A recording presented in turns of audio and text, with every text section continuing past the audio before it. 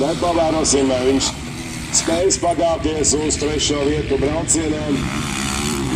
Sportums 942 numuru, kurš atradās kādus 4 apļus līdera pozīcijā MX1 klasē, tad sekojies kritiens, pats neredzēju, bet pēc viņa ekipējuma detaļām tas spriedz, ka kritiens ir iespaidīgs. Un lūk, uzbrukums Laurim Freibergam tieši trases vidējā sektorā gribēja paņemt iekšvalu, tas viņam neizdevās. Stigla kalns, lēciens Stigla kalnā, un kādu malu izvēlēsies Juss Lanco. Apmēram to pašu špūrīti, ko Lauris Freibergs, lēciens lielajā galgā, un tagad tūlīt arī pazudīs pēdējā trases sektorā. 64. un 942. numurs, es domāju, pazudīs skatienam. Madars Pureklis cīnās ar Ronaldu Baldīnu.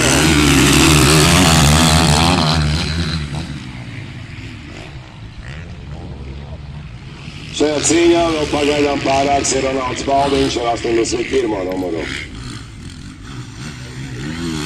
Matīs Kāro uzvar pirmajā braucienā MX moduls, izcīnā 1. vietu Matīs Kāro.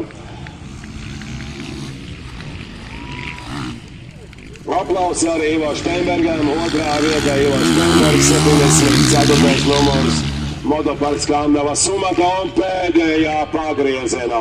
Oi, cik augstasinīgi izmantoja ārmalu lielā ātrumā Juss Lanco ar 942. numuru.